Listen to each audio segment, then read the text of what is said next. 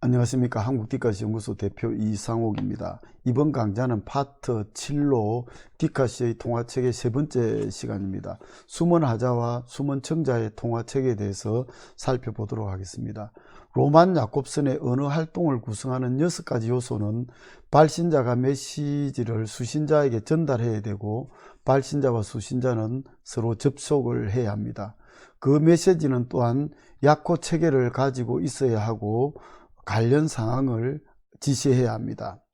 여기서 발신자에게 초점을 맞추면 감정 표시적 기능, 수신자에게 초점을 맞추면 능동적 기능, 관련 상황에 초점을 맞추면 지시적 기능, 접속에 초점을 맞추면 징조적 기능, 그리고 약호 체계에 초점을 맞추면 메타 언어적 기능이고, 메시지 자체에 초점을 맞추면 시적 기능으로 나타난다고 보고 있습니다.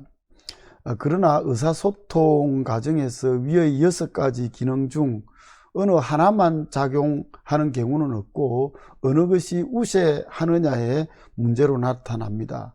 단지 로만 야콥슨이 메시지에 초점을 맞추는 것이 시적 기능이 아주 우세한 것이라고 이야기했는데, 이런 점에서는 시작품은 6가지 중에서 아무래도 야콥슨의 지적처럼 메시지 자체에 초점을 맞추는 것이 시적 기능으로 우세하게 나타난다고 볼 수 있겠습니다. 그럼에도 불구하고 메시지 자체에 초점을 맞추는 경우 외에도 시적 통화 체계에 있어서 외행적으로 발신자인 시인에 초점을 맞추는 경우가 있고요. 또한 수신자인 독자에게 초점을 맞추는 경우, 시적 대상인 관련 사항에 초점을 맞추는 경우도 자연스럽게 드러납니다. 이는 디카시의 통화 체계라고 해서 예외일 수는 없습니다. 그러면은 관련 사항에 초점을 맞추는 디카시 한 편을 살펴보도록 하겠습니다. 임동학 시인의 주목나무입니다. 살아서도 죽었어도 그대로 선체 푸른 저 완강하고 거룩한 비밀의 봉쇄서원. 이 통화체계는 주목나무라는 관련 사항에 초점을 맞추고 있습니다. 즉 주목나무에 대한 정보를 제공하고 있을 뿐입니다. 화자는 목소리만 존재하지 화자 자신의 존재는 감추고 있습니다. 주목나무라는 관련 상황, 즉 콘텍스트를 지향한다는 말입니다. 청자의 존재도 나타나지 않기는 역시 마찬가지입니다. 특정 청자를 지향해서 발화하는 것은 아니라는 것이죠. 화자는 자신의 존재를 드러나지 않은 채 살아서 천년, 죽어서 천년을 사는 푸른 주목나무를 제시하고 있을 뿐입니다. 마치 지상에서 영원을 꿈꾸는 듯한 너무나 완강하고 거룩한 비밀의 봉쇄서원이라고 주목나무의 존재성을 드러내고 있습니다. 화자나 청자를 드러내지 않고 관련 사항만을 드러낸다는 것이 바로 이 작품인데요.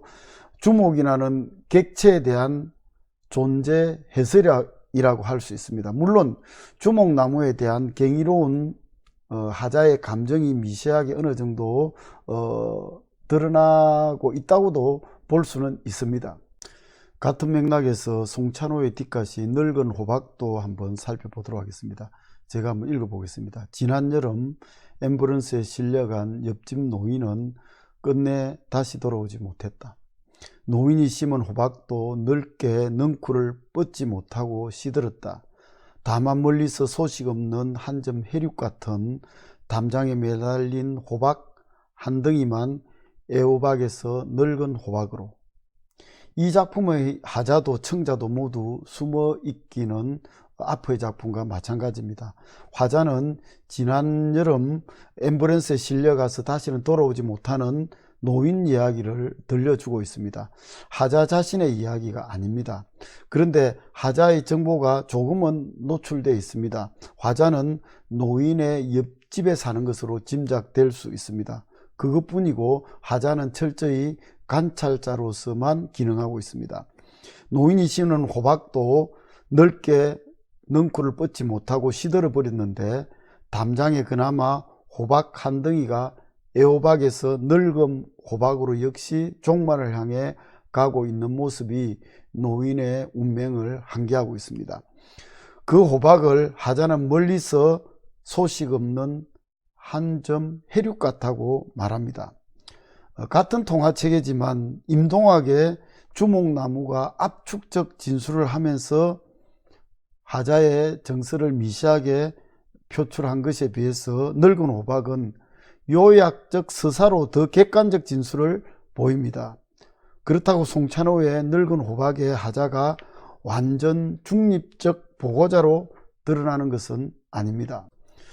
노인이 갑자기 죽음에 이르고 그 노인이 심은 호박 넝쿨이 시들어가고 한 덩이 남아있던 애호박도 늙은 호박으로 변해가는 모습을 통해서 생의 덧없음을 한기하는 작품입니다. 여기 나오는 이 노인은 멀리서 소식 없는 한 점 해륙 같다는 이런 비유를 통해서 짐작컨대 독거노인임을 알 수 있습니다. 이 독거노인의 최후를 지켜보는 하자의 쓸쓸한 정서가 어느 정도 느껴지기는 합니다. 이문연의 뒷갓이 맹경도 한번 살펴보겠습니다.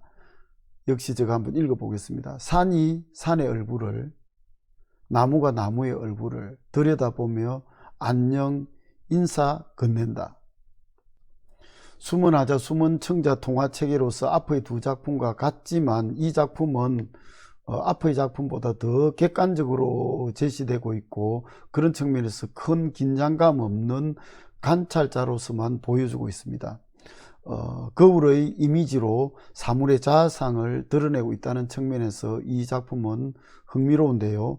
일상인들이 잘 보지 못하는 자연이나 사물의 의미를 담담한 관찰자로만 새롭게 보여주고 있다는 측면에서 담담한 어법 속에도 삶의 진실을 함의하고 있다고 볼 수 있겠습니다.